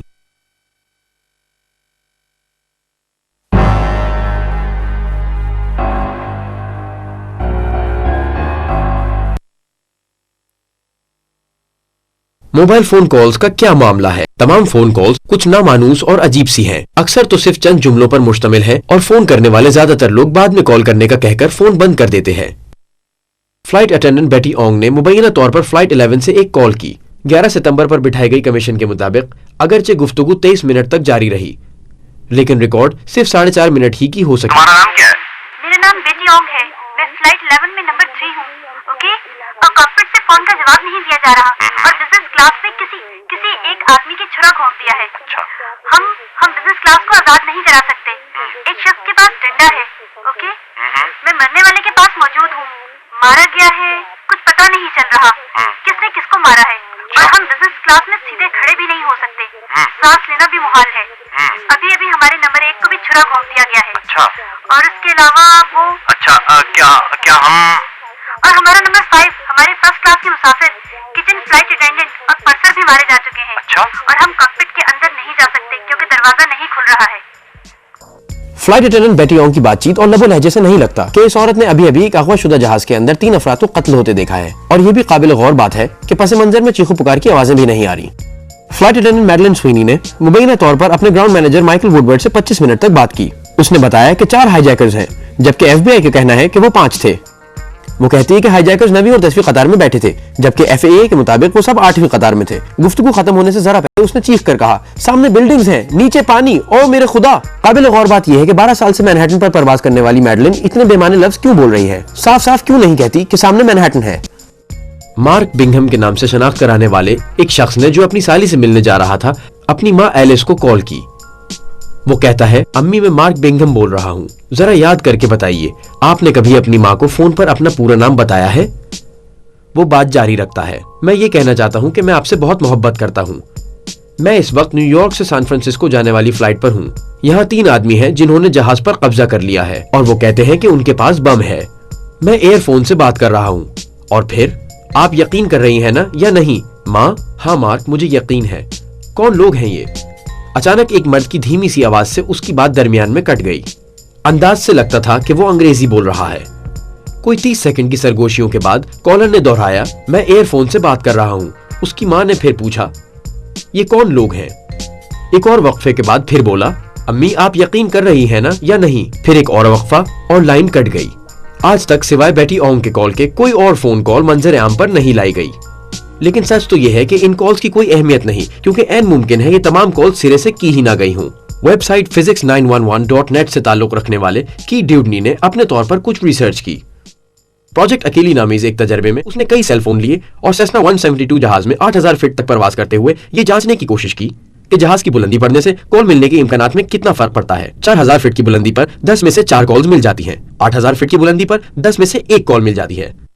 جبکہ 32000 فٹ پر جو کہ ایک کمرشل جیٹ کے لیے معمول کی بلندی ہے کامیابی کا تناسب 100 میں سے 1 کال کا بھی نہیں رہتا. یقین نہیں آ رہا نا؟ امریکن ایئر لائن کے مسافر اپنے موبائل فون سے زمین پر اس وقت کال کرنے کے قابل ہو گئے جب جہاز پر ایک جدید سیل سٹیشن نصب کیا گیا اور یہ بات ہے 15 جولائی 2004 کی. تو پھر امریکن ایئر لائن نے 2004 میں اس ٹیکنالوجی پر لاکھوں ڈالر کیوں خرچ کر ڈالے جب سیل فون تو 11 ستمبر 2001 کے دن بھی بہترین کام کر رہے تھے؟ اس میں کوئی شبہ نہیں کہ یہ تمام فون کالز جعلی تھیں. لیکن کیا کسی کی آواز کی ہو بہو نقل کرنا ممکن ہے؟ 1999 میں نیو میکسیکو لاس آلاموس لیبارٹری نے آواز کی نقل کرنے والی ٹیکنالوجی متعارف کرائی. ٹیپ سے امریکہ کے سابق commander in chief special operations general Carl W Steiner کی آواز ابھرتی ہے. خواتین و حضرات آج ہم یہاں اعلان کرنے کے لیے جمع ہوئے ہیں کہ ہم امریکی حکومت کا تختہ الٹنے جا رہے ہیں. ایک اور ٹیپ میں کولن پاول کہتے سنائی دیے اغوا کاروں نے میرے ساتھ بہت اچھا سلوک کیا. یہ ٹیکنالوجی اتنی حیرت انگیز ہے کہ اصل آواز کا صرف 10 منٹ کا نمونہ دو اور پھر اصل آواز میں جو چاہو کہلا لو. جنرل اسٹینر اتنے متاثر ہوئے کہ انہوں نے ٹیپ کی کاپی مانگ لی. اچھا تو ہائی جیکرز کا کیا ہوا؟ 14 ستمبر 2001 کو امریکی محکمہ انصاف نے 19 مبینہ ہائی جیکروں کی فہرست جاری کی. لیکن 23 ستمبر کو بی بی سی نے اپنی رپورٹ میں بتایا کہ ولید الشہری نہ صرف زندہ ہے بلکہ مراکش کے شہر کیسابلانکا میں صحیح سلامت موجود ہے. وہ سعودی ٹیلی کام کے انجینئر عبدالعزیز العمری تک بھی جا پہنچا جو ڈینور میں دوران تعلیم اپنا پاسپورٹ گم کر بیٹھا تھا. ایف بی آئی کے ڈائریکٹر رابرٹ میولر نے ایک آرٹیکل میں اعتراف کیا کہ کئی ہائی جیکروں کی شناخت مشکوک ہے. معلوم ہے کتنے ہائی جیکر زندہ ہو گئے؟ 9. ان میں سے کم از کم 9. ویل ایم الشہری زندہ ہے اور صحیح سلامت ہے. مہند الشہری سعودی عرب میں زندہ موجود ہیں. خالد المحدر مکہ میں کمپیوٹر آپریٹر ہیں. سالم الحزمی ینبو سعودی عرب میں واقع ایک کیمیکل پلانٹ میں کام کرتا ہے. سعید الغامدی ٹیونس میں پائلٹ کی تربیت لے رہا ہے. احمد النامی سعودی ایئر لائن میں انتظامی نگران ہے. ولید اور عبدالعزیز کے بارے میں ہم پہلے ہی بتا چکے ہیں. اور آخری اور اہم ترین بات یہ ہے کہ محمد عطا کے باپ کا دعویٰ ہے کہ 11 ستمبر کے اگلے روز اس کی اپنے بیٹے سے فون پر گفتگو ہوئی تھی. 20 اور 27 ستمبر کو میولر نے اس بات کا اعتراف CNN پر کیا کہ ہائی جیکروں کی شناخت ثابت کرنے کے لیے کوئی قانونی شواہد موجود نہیں ہے. بہرحال در حقیقت فلائٹ 77 کی پوسٹ مارٹم رپورٹ میں بھی بتائے گئے ہائی جیکروں کے نام شامل نہیں اور یہ وضاحت بھی نہیں کہ ان کے نام کیوں شامل نہیں. اگر اس بات کا کوئی ثبوت نہیں کہ ہائی جیکرز القاعدہ کے ممبر تھے بلکہ اس کا بھی ثبوت نہیں کہ وہ جہاز پر سوار تھے تو پھر امریکہ کے پاس افغانستان پر حملے کا کیا جواز تھا؟ یاد آیا. ٹھیک اسامہ بن لادن کا اعترافی ٹیپ. 14 دسمبر 2001 کو حکومت نے اسامہ بن لادن کی ایک مبینہ ٹیپ جاری کی جس میں اسامہ نے 11 ستمبر کے حملوں کا اعتراف کیا. حکومت نے دعویٰ کیا کہ یہ ٹیپ افغانستان کے شہر جلال آباد میں ایک مکان سے ملی. ہمیں قبول ہے لیکن اس ٹیپ میں گڑبڑ بہت ہے. पहली बात ये कि टेप की क्वालिटी बहुत खराब है और दूसरी ये कि इस टेप में मौजूद शख्स ना तो देखने में ओसामा बिन लादेन जैसा लगता था और ना ही उसकी तरह बोलता है। FBI की वेबसाइट के मुताबिक ओसामा बाएं हाथ से काम करता है, जबकि टेप वाला ओसामा सीधे हाथ से लिख रहा था और वो सोने की अंगूठी पहना हुआ था, जो इस्लाम में मर्द के लिए पहनना हराम है, जबकि ओसामा के बारे में FBI की जारी करदा तफसीलात में भी इसका कोई जिक्र नहीं। कंपैरिजन, इस फिल्म के ओसामा बिन लादेन की 4 असल तस्वीर से मिलाएं। अब मामला साफ होता जा रहा है। जब तक अमरीकी हुकूमत इस बात का हतमी सबूत फराहम ना कर दे कि 11 सितंबर के पीछे अलकायदा का हाथ है, उस वक्त तक अमरीकी अवाम उस पर यकीन करने को तैयार नहीं। ऐसे बेशुमार मामलात हो सकते हैं जिनमें हुकूमत अपने इख्तियारात का फायदा उठाते हुए गुमराहकुन मालूमात फराहम करे। बदकिस्मती से ये एक हकीकत है कि हुकूमत को कभी कभी अजीम तर कौमी मफादात की खातिर नामुकम्मल या गुमराहकुन मालूमात भी देनी पड़ती है। सॉलिसिटर जनरल थ्योड ओसलिन, जिसकी बीवी बारबरा 11 सितंबर 2001 के सानहे में हलाक हो गई थी। और अब सबसे आखिरी सवाल, आखिर 11 सितंबर के मामले में हुकूमत को ऐसा क्यों करना पड़ा? यकीनन आप दम बखुद बैठे होंगे। सबसे पहले हम लैरी सिल्वरस्टीन के मामले को लेते हैं, जिसने जुलाई 2001 में वर्ल्ड ट्रेड सेंटर खरीदा। 11 सितंबर के बाद सिल्वरस्टीन ने इंश्योरेंस कंपनी से $720 करोड़ का मुतालबा किया। उसका दावा था कि दोनों जहाजों को एक अलग दहशतगर्दी शुमार किया जाए। ताहम 6 दिसंबर 2004 को अदालत ने उसे महज $220 करोड़ अदा करने का फैसला सुनाया।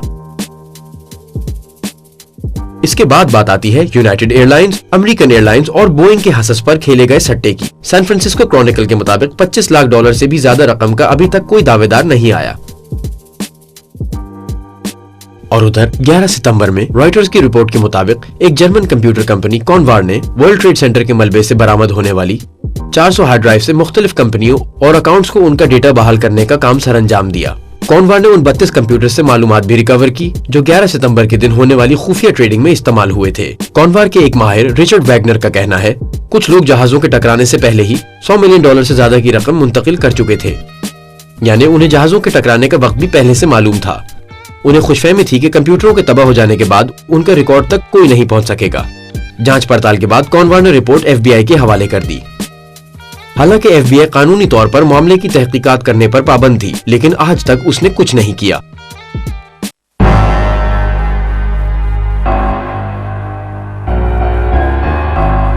आगे चलते हैं। विकिपीडिया के मुताबिक दुनिया का एक बहुत बड़ा सोने का जखीरा वर्ल्ड ट्रेड सेंटर के तहखानों में मौजूद था।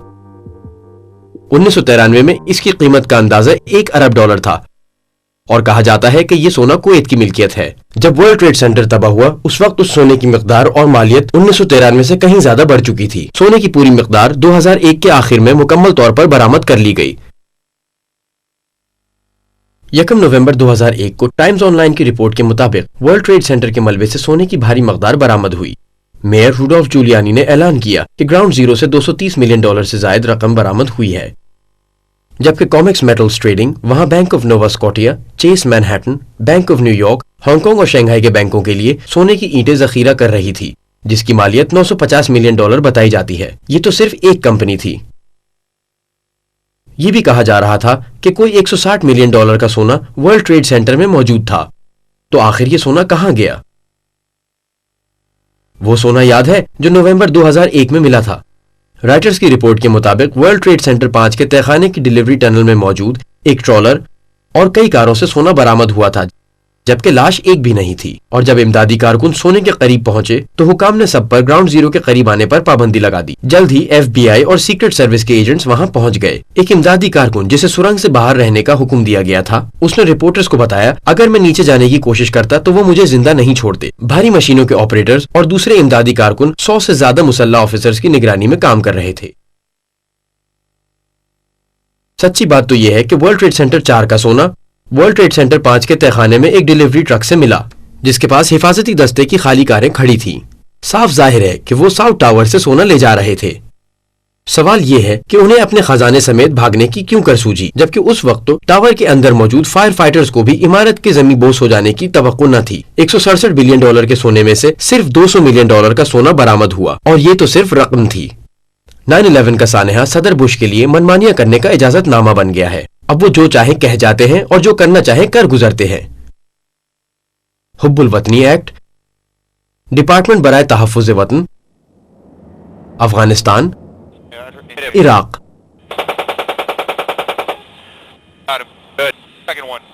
वक्त आ गया है कि अब अमेरिका 11 सितंबर की हकीकत का एतराफ करे कि ये एक धोखा था। हजारों लोग जिसकी भेंट चढ़ गए और जिसके झूठे इंतकाम में हजारों बेगुनाहों को मार दिया गया, महज अरबों खरबों डॉलर की हविस में। आपको इश्ताल आ चुका है, आना भी चाहिए।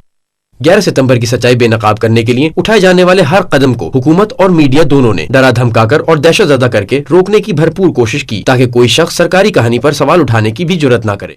जिमी वॉटर से मिलते हैं, जो न्यूयॉर्क और दीगर जगहों पर कोई $2 मिलियन इश्तहारात की मद में खर्च कर चुके हैं, लोगों को इस बात पर कायल करने के लिए कि 9/11 अपने आप को खुद लगाया गया एक जख्म है। खुशामदीद, आप इस बारे में क्या कहते हैं? मैं एक मुहिब्बे वतन हूँ और अपने मुल्क को उन असली दहशतगर्दों से बचाने की कोशिश कर रहा हूँ जिन्होंने मेरे अमेरिका को बर्बादी के दहाने पर ला खड़ा किया है। मैं वही सवाल पूछता हूँ जो 11 सितंबर को जांबाहक होने वालों की बेवाएं, बच्चे, वालिदैन और दोस्त कर रहे हैं, लेकिन अभी तक ना तो उसका जवाब 9/11 पर बिठाए गए कमीशन ने दिया है, ना ही किसी और एजेंसी ने कि इस कत्लेआम का जिम्मेदार कौन है। मैं एक बार फिर पूछता हूँ, आखिर वो हमसे क्या छुपा रहे हैं? आखिर वो हमसे क्यों छुपा रहे हैं? क्या वो यही चाहते हैं कि बिलाखिर अवाम सरकार पर लानत भेज दें और सच्चाई बेनकाब करने के लिए उठ खड़े हों? अमेरिका यरगमाल बनाया जा चुका है। अल-कायदा नहीं, उसामा बिन लादेन नहीं, दहशतगर्दों के एक ऐसे गिरोह के हाथों जो अमेरिका पर काबिज रहने के लिए कुछ भी कर सकता है। तो अब हमारा लाहे अमल क्या होना चाहिए? लोगों से मिले, अपने दोस्तों को, अपने खानदान को, यहाँ तक कि अजनबियों को भी इस सच में शरीक करें और इसे फैलाने की खातिर जो भी करना पड़े कर गुजरें। सवाल पूछें, जवाब मांगे।